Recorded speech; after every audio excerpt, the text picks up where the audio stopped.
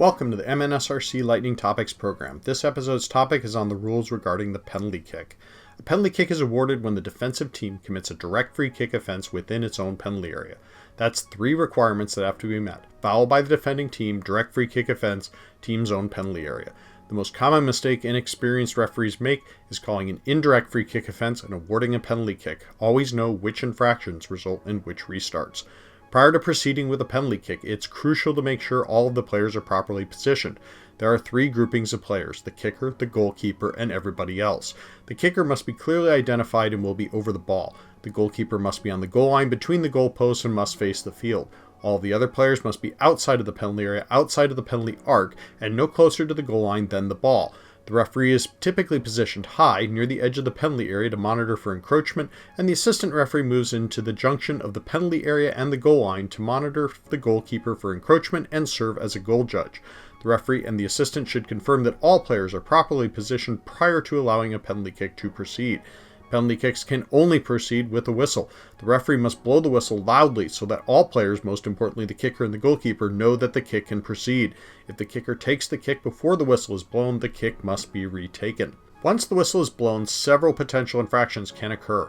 If the kicker kicks the ball backwards, stops the kicking motion after reaching the ball in an attempt to deceive the goalkeeper, or if a teammate charges into the penalty area and takes the kick instead, play is halted and an indirect free kick is awarded to the defending team at the penalty mark. In the case of feinting after reaching the ball on the attempt, or a teammate taking the kick, the guilty player is also cautioned. If a teammate enters the penalty area early, the kick should be allowed to proceed. If the ball enters the goal, the referee waves off the goal and orders a retake. If the ball doesn't enter the goal, meaning it's saved, or if it goes over a boundary line, the referee halts play and awards an indirect free kick at the point of encroachment. If the goalkeeper comes off the goal line early, the kick should still be allowed to proceed. If the ball does not enter the goal, the referee halts play, awards a retake, and cautions the goalkeeper for unsporting behavior.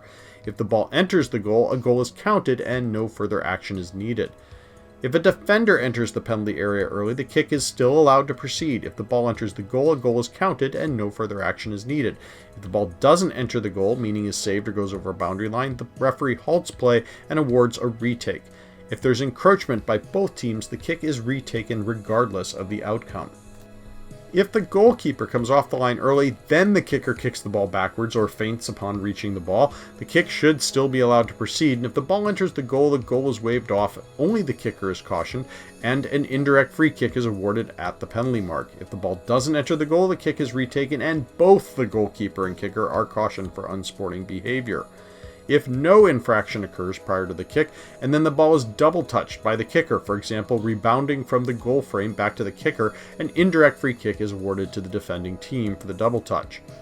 If the ball is interfered with by an outside agent after the kick on its way to the goal, for example, hits a bird, a goal can be allowed if the interference does not affect the goalkeeper's ability to play the ball and the ball enters the goal anyway. However, if the goalkeeper is affected or if the ball is kept from entering the goal due to the interference, the kick must be retaken.